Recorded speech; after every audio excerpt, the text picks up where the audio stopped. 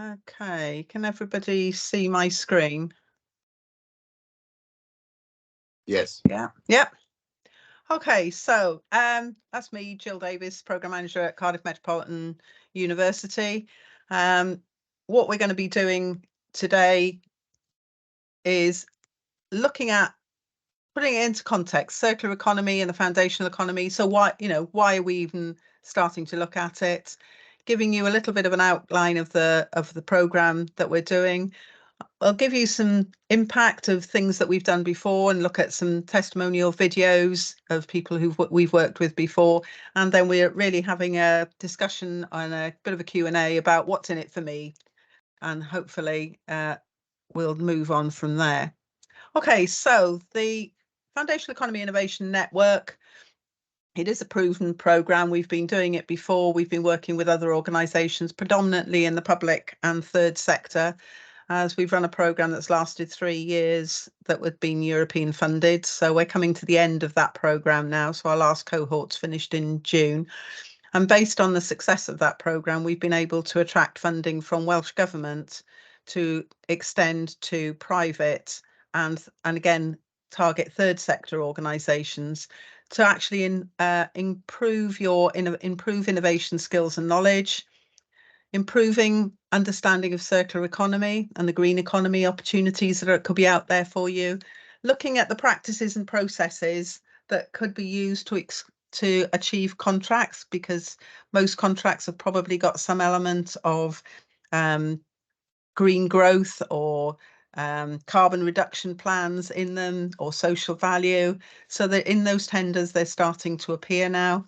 We're going to be looking at developing clean growth plans, membership of private and public open innovation ecosystem in Wales, because we've worked with quite a number of organisations right across the M4 corridor from sort of Monmouth right the way through to Pembrokeshire. So we have quite a number of organisations that you would be joining who've been within working with us, and also we were able to offer mentoring support. So I'm not going to we're probably all very well aware of where we are in terms of climate change, and even the lovely weekend that we had this weekend. You start to wonder, how did we get those temperatures in October? The flooding that was happening in Scotland. I'm not going to spend too long about this. We all actually know it. Welsh Government have declared a climate emergency in 2019, and it's about what can we all actually do to achieve that. And listening to your introductions, I think some of you are already well aware of some of the things that we can do. So how do we get there? Well, we've got there because our economy is based on a completely linear economy. We take, we make it, we dispose of it, and we just create waste. And that's probably got us where we are today. What we're looking at, oops, it doesn't want to move forward.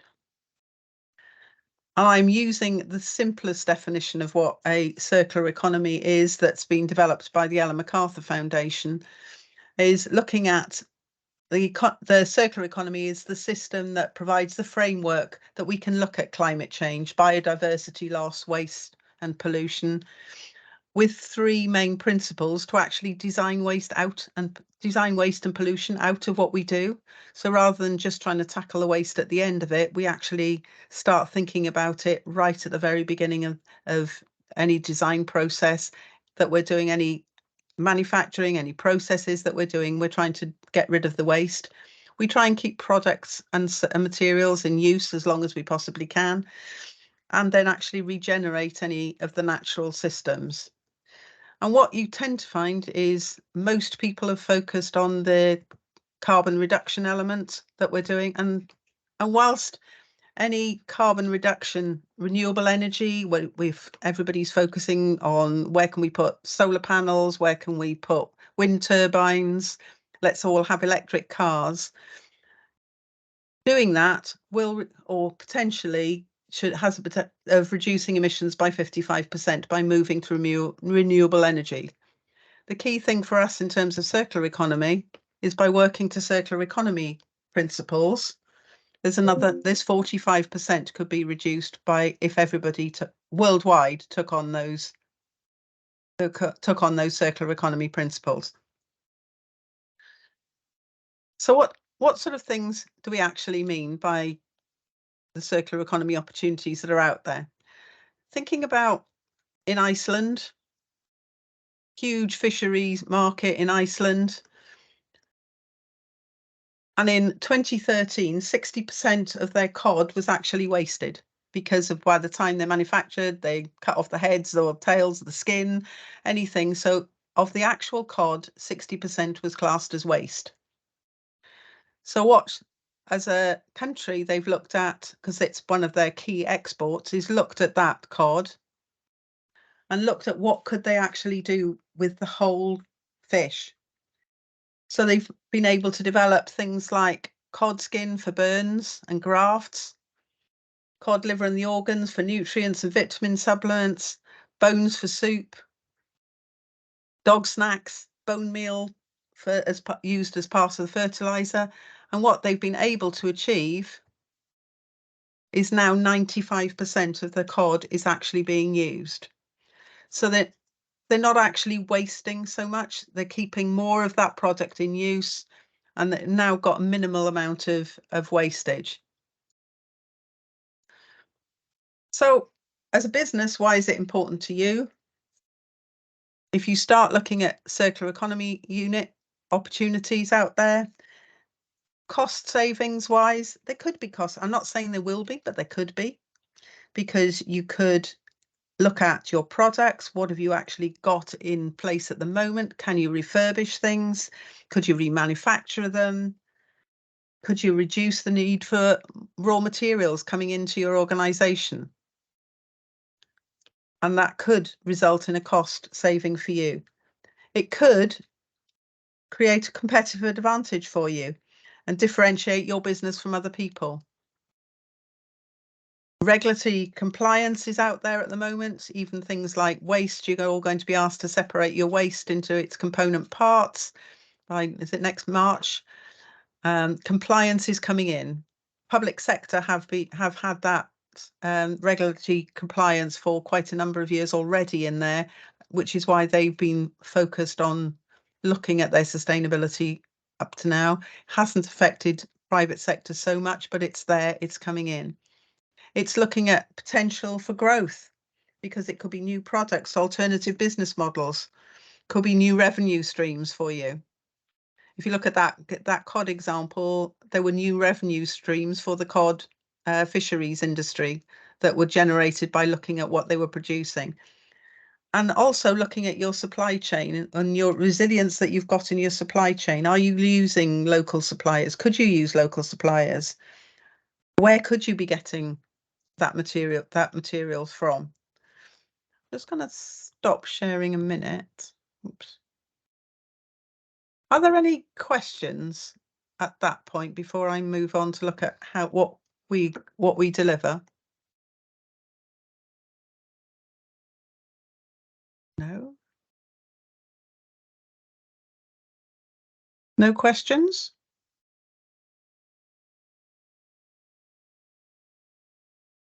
No questions from us. No questions?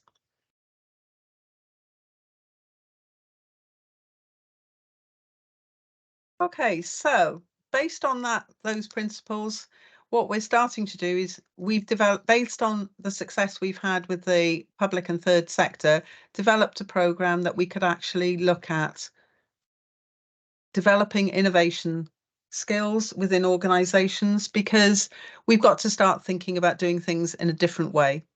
It's no definition of insanity, keep on doing the same thing and expecting a different result. So we've got to get people to start thinking in different ways. So the programme runs over a 6-month period where participants will start working on a challenge that's related to their organisation. Very practical workshops. We'll be looking at developing some design thinking skills, some innovation skills, helping people to look at those through a circular economy lens. What could they be doing with their organisation? And the way we do that is bring together people initially for a foundation day, explain the programme, getting them to start thinking about the challenges in their organisation. We have a 2-day residential for people to start looking at how they approach problem solving, how they think about things, how they work together as teams, how they communicate, how they can actually tackle some of these problems, and then taking them through a series of workshops looking at empathy. Do we actually know what the problem really is? Have we even gone out and found out what the challenge is? We might, as we're very good in probably in the UK, of actually, well, what we've come up with a problem and we jump straight to the solution because we want speed, and we try and go, well, there's the problem, here's my solution. What we need to be doing is actually going out, finding out, talking to people, finding out what really is the problem. What could we be doing about this? And quite often at this stage, what people find out is what they thought was a problem isn't really the problem, it's something else. So to give you an example of that, we had quite a number of housing associations on one of our previous programmes who initially came in with wanting to retrofit their social housing with air source heat pumps. And once they'd gone through this phase, what they realised the problem that they needed to tackle was not which air source heat pump that they fitted, it was how did they engage with the tenants so that they understood why they should have their air source heat pump fitted in. Because why should they let them in through the door to put a big box on the back of their house that was maybe going to be noisy, that might not save them that much money, but they needed to do that to actually get their carbon net zero reduced. So they needed to engage with the tenants to look at what other savings that they could actually make. So we redefine the challenge. We start giving people skills about how to ideate, how to actually think differently, thinking outside the box. What possible solutions could there be? And again, working in those smaller groups as part of the programme, you might be working with somebody from a completely different sector who's got the idea that might solve your problem. We look at prototyping and then actually testing out that idea that you've got and how to implement it. So all that time we're enhancing your innovation knowledge and skills. We'll be developing clean growth and fair work plans, and developing you as a community of practice and all working together around the same things. So to give you a bit of idea, I said we might be at 2 academic institutions delivering this, but we're probably quite as far away from the typical lecture style and university style as you can get. People will work together. It's very experiential. They'll work on the real issue that they want that their challenge is in their organisation. We give people some practical skills. So these examples are the photographs you've got there are part of our experiential learning events or our residential. We'll give people some challenges to see how they work and how they think around those challenges. Oh, I'm going to show you a brief video. I'm going to say we're hoping this is going to work. Lane is going to show you a short video of a challenge that we worked on with one of the groups in Carmarthenshire. Can everyone see my screen? Yeah. Let's hope they can play the sound. I'll full screen it. Let me know if it doesn't work for whatever reason. It's working. My name is Neil Evans. I'm Corporate Energy Officer for Carmarthenshire County Council. We're standing outside County Hall in Carmarthen at the moment. And in the last year or so, the University of Swansea and Metropolitan University of Cardiff have begun collaborating on a circular economy programme. And my day-to-day job is dealing with the utilities and reduce the amount of energy we use in our buildings. You know, it struck me that there's a lot of materials around here in our locality that can be formed into insulation materials. The obvious thing that sprang to mind immediately, pretty soon, was that, why don't we use wool as an insulator? The plan is to take all of this natural insulation from our own farms, or from Carmarthenshire farms failing our own farms, and we'll simply put it above the main chamber. That'll trap a significant amount of the heat within the chamber. That'll cut down the need for the radiators to operate as much as they normally do, and thereby reduce our energy consumption, and hopefully make the chamber a far more comfortable place for our councillors to meet and debate. So the CEIC project has been a catalyst for us here in Carmarthenshire to work with academia and experts in the private sector to develop real innovative prototypes of projects that we can now deliver possibly at scale in the future. Wales once led the world into the Industrial Revolution, and I'm sure projects such as CEIC will help us lead the world into the Green Revolution. We've been working with Neil and his colleagues at Carmarthenshire to source Carmarthenshire wool into the County Hall chambers. It's been a very exciting project to be a part of. There was a need for a product that was 100% Welsh sheep's wool insulation. We can source our wool with the guarantee that the money extra, the premium we pay for our wool, will directly go back to the farmers. By using the traceability scheme, we are able to provide a fairer return for a natural product. Wool is a fantastic insulator. We've had some really good tests back on the Welsh wool in particular that put it higher than any other blend of wool. It stands to reason. They live on the Welsh hills. They are fantastic at insulating. And that's really important because not only does insulation keep heat in the colder months, it actually works the opposite way around and keeps heat out during the summer months. In Wales, we produce over 6 million kilos of wool every year, and by using it in the construction sector, we will be using large volumes of Welsh wool and helping decarbonise the indoor built environment with a product that is natural, sustainable and renewable.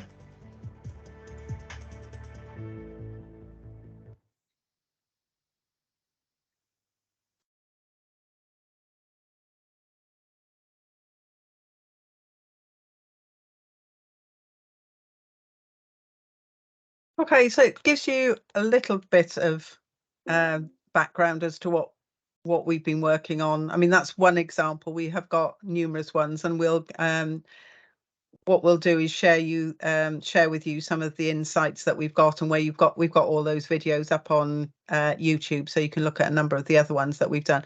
But that's a really interesting one about wool, because in an awful lot of cases now, wool is considered waste because it's cost too much to actually do anything with it, and nobody wants it. So it's an innovative project that's looked at how can we use that potentially waste product. So to give you an indication of what people have said from our surveys, so from previous participants, we've got 100% have agreed that they've enhanced their innovation, knowledge and skills. 93% have enhanced their circular economy knowledge, and 86% have developed strong working relationships with organisations across the region that maybe they wouldn't have come into contact with unless they'd been on the programme. So our numbers of people that have been through the programme in the last 3 years, so across South Wales there's been 81 different organisations and 191 participants have been through the programme, and we've tackled 35 challenges within that period. And I would say that I'd say in the last 3 years, however, the first year was the first year of COVID, so that predominantly has been in the last 18 months that we've achieved those figures.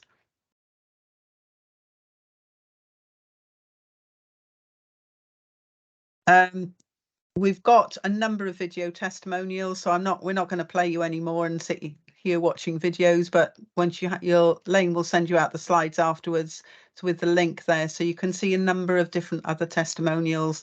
We've worked with an organisation looking at Welsh water. We've looked at an organisation that's looked at developing an AI bot for procurement. We've looked at people looking at keeping employment local and employing local staff within the health board. So there's been quite a wide range of challenges that people have looked at. I know in terms of our next programmes that we're starting, and I can see that we're starting some next week. Those two programmes, the key dates for us would be the November dates, because I know sort of if you wanted to come on board and next week may be a little bit short notice, we can catch up with you on that foundation day on a one-to-one basis if you wanted to join onto the next programmes. But the key dates for us would be those two November dates, where that's that 2-day residential, which is the real start of the programme. I'm just going to give you another example of. So we've looked at product, looking at creating value from cardboard waste. So we had a group working across the region.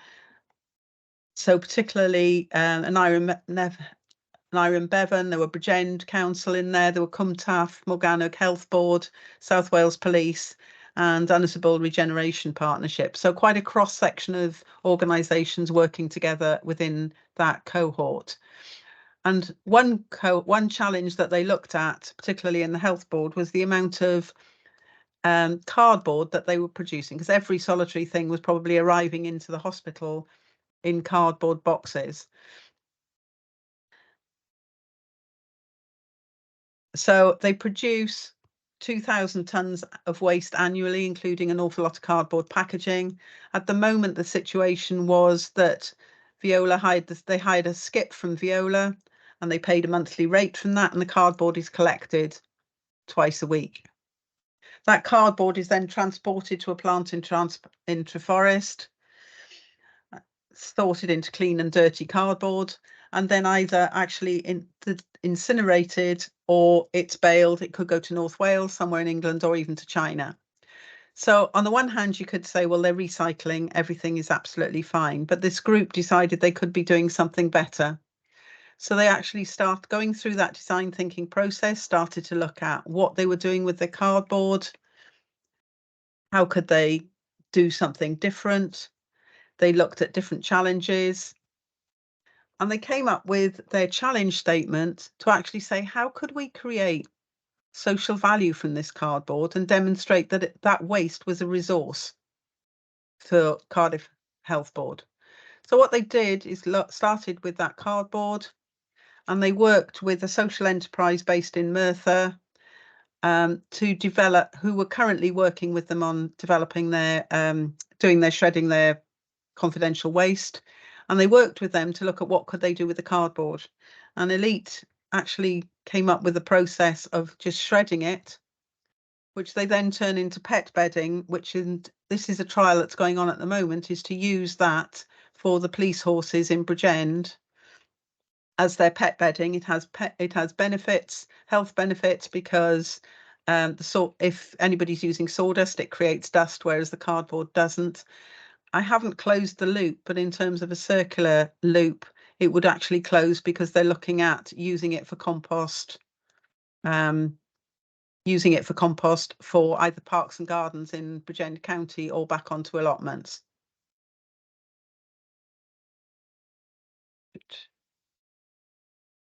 And what they have been able to do is to reduce their carbon footprint. They're saving money and they're supporting jobs within the local economy as well.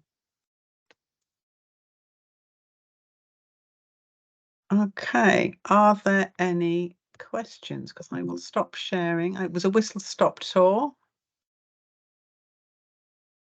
If you want to turn your cameras back on and your mics back on, we can have a bit of an open discussion.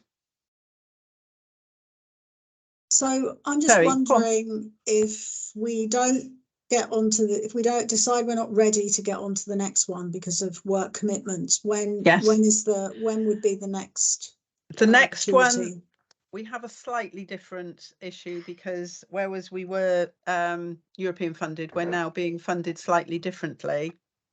So this first programme is being funded by Welsh Government, so we can go pan Wales, and it doesn't matter where you are in Wales. Our next programmes are being funded by the local authority. So we have funding at the moment to run in Vale of Glamorgan, Caerphilly, Carmarthen, Neath Port Talbot, Swansea. We've got applications in to run in Cardiff. We applied for Powys and we didn't get the funding. So yeah, we figured that. Yeah. We're hopeful we'll get the Cardiff funding. So that means our business needs to be based in one of those counties, right? Yes. Okay. Whereas this first programme we're running is a pan Wales, because it's coming via a different funding route, although we're carrying on running a similar programme but based for the local authorities. So if you can get on to this next one. Okay. I mean, for you in Powys, we don't have a problem with that one. Yeah, I mean, I think Josh and I need to have a discussion about. Yeah, we need to have a project for a start.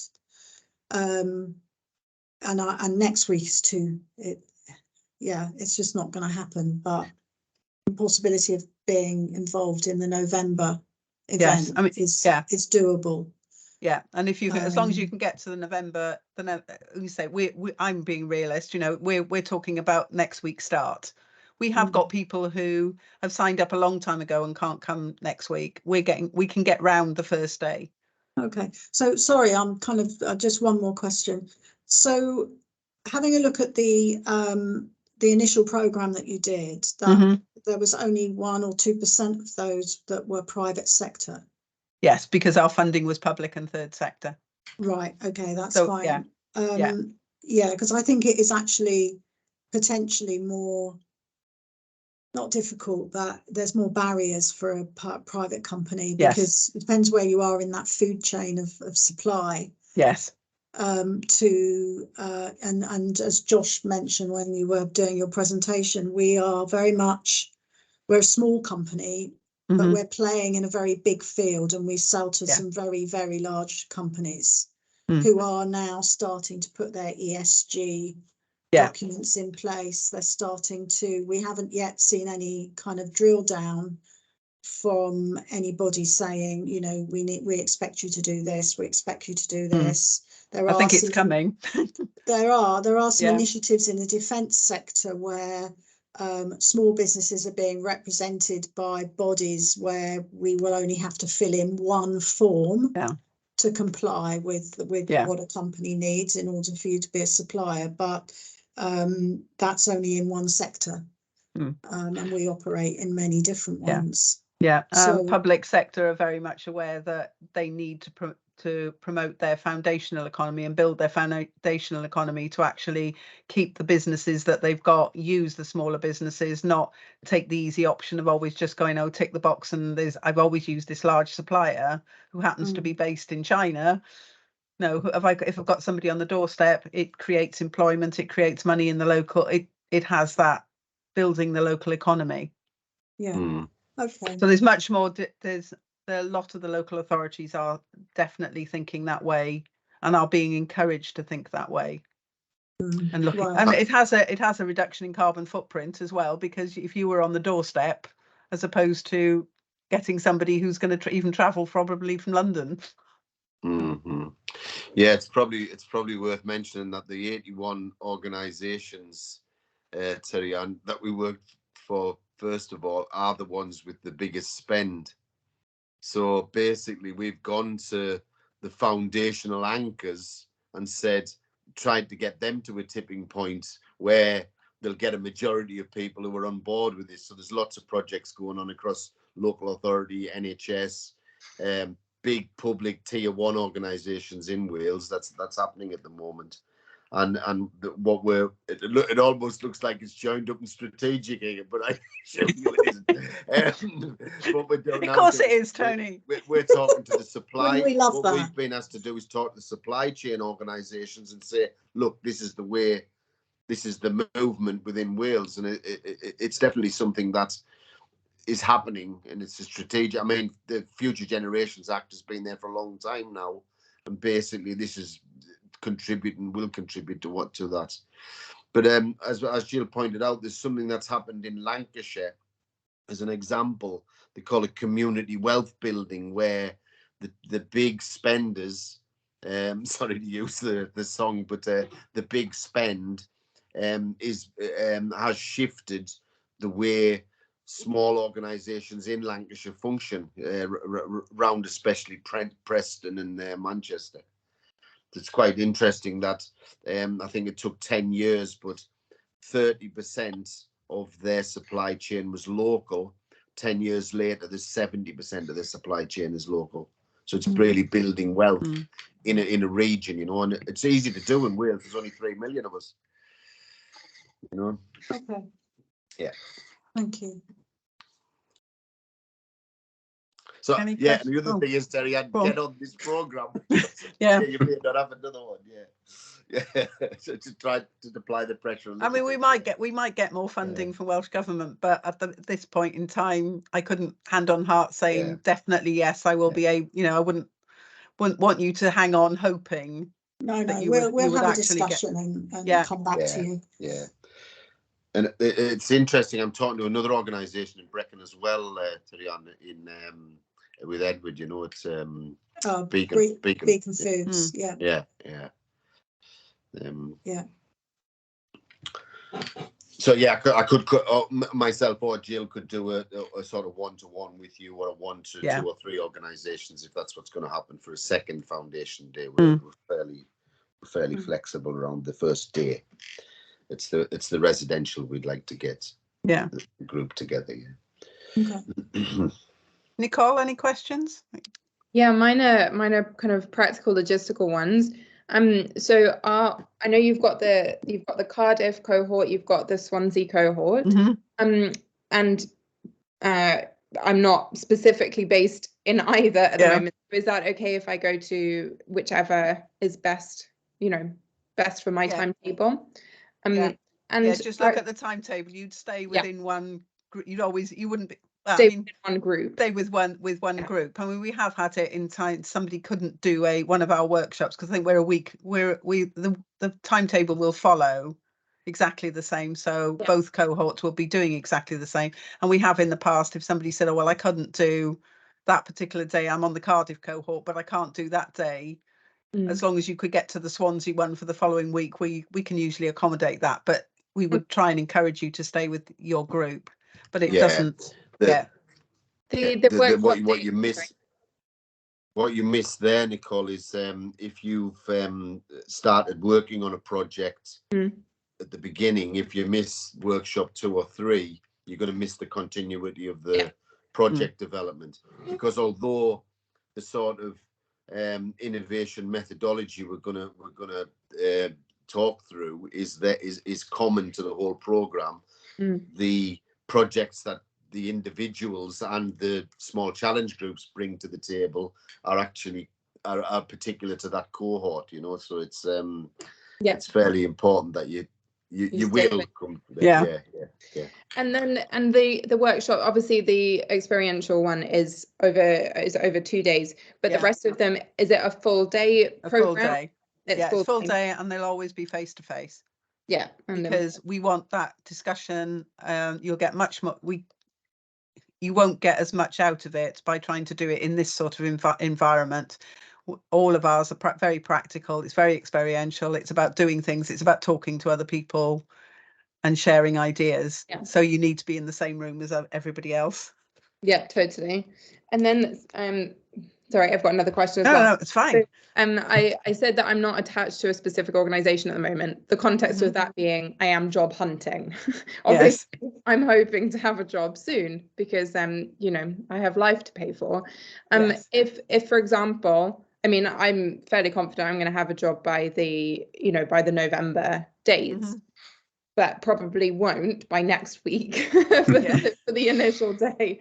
Are you comfortable with that? If you're not, I totally understand. So I just invite what I would say is yes, come along, and we would need confirmation that you were in employment and that your employer is committed to you actually.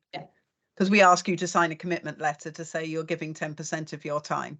Yes, because the way the funding mechanism will work in terms of there's a match funding, but it's your time, so you have to be employed. To match fund that time. But I would be happy to go with that, and as long as we had that by November. By November, that's grand. Thank you. I appreciate it. I'd probably underline that, but I'd probably say something like, and this is just a disclaimer, sort of get out clause, that we're looking for organisations that have got at least 3 to 5 employees, because that's how you're going to make a difference. The difference. I mean, that's how you're going to have impact in the organisation you're working for. Smaller organisations than that, we'd have to have a conversation. Yeah, that's grand. Thank you. Anything from your perspective, Barbara? from charity wise? Yeah, we're not big enough to you know, be able to join the programme, that is for sure. And I think we would struggle at this stage to come up with a really useful project. But one of the things that does springs to mind, particularly as you're a combination of Swansea and Cardiff Met, is have you linked up with the Bevan Commission, who are coordinating? Yeah, who are coordinating multiple projects across the NHS bodies. And so, I mean, I guess Tom Howson is the one, or Nick Rich, to link up with in Swansea. Yeah. Because there's some potential. I would, you know, I'm one of their advocates, but well involved with them anyway. I would have thought there's some potential with linking up, because you might be able to bring an additional robust element to some of their exemplar projects and so on. And it would be well worth looking at. Well, they wouldn't all be suitable, but quite a few of them could well be suitable. Yeah, we're in conversation with the Bevan Commission almost all the time, Barbara. Thanks for that. Nick Rich is actually one of the research academics on our programme as well. So there's a, you know, I mean, there's a bit of cohesion going on. And in terms of you saying you don't think you're big enough as a charity or an organisation, my response there is, if you feel that you need somebody else to be at the table to work on a project, then they can be from other organisations. They don't have to be from yours. So we've got lots of sort of what I'd call sort of catalyst participants already started. For example, they're in Llanelli in Carmarthenshire. They're looking at a waste-free town. So they was looking at a fairly long-term project that they're going to try and put together. Now, that's being led by a charity that you may know called Foothold in Llanelli. And they're already talking to another 2 or 3 organisations that they're bringing to the table, because they're going to work together to work on that particular project. You see? So saying but if you've got a similar network that you can bring along as well, then that's of interest as well. And what you'll find is, joining the programme, is that individuals have their own challenges from their companies, from their organisations, but also you'll get common challenges across several people, you know, and they'll work together on this and roll different things out into their businesses as well, into their organisations. So don't be put off by that, because I know that sometimes you think that in the third sector, but there's probably 2 or 3 other organisations around you that you think, oh, let's bring them to the table as well. It'll be of interest to you as a group, rather than just one organisation or just one person.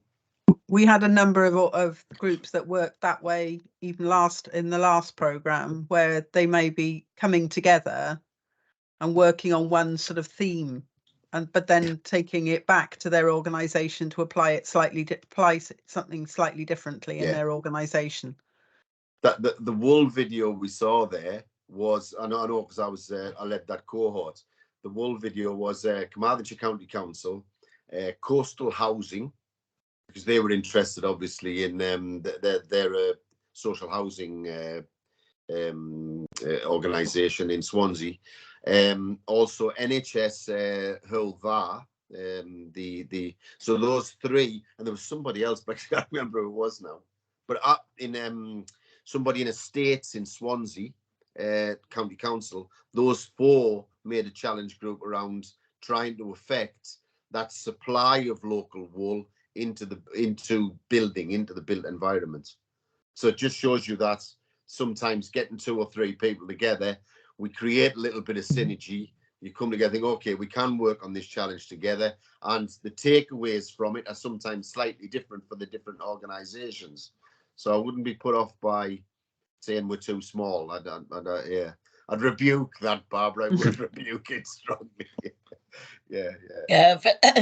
But I think I still would say, even in a collaborative approach, we would struggle to find an appropriate project. And I think it's probably, not something for us. We're still developing, and we haven't got that kind of clarity yet about exactly what we would invest the effort in. We've got the clarity about building resilience and sustainability, but I don't think it's the kind of project that would fit this. Yeah, it's funny because I'm not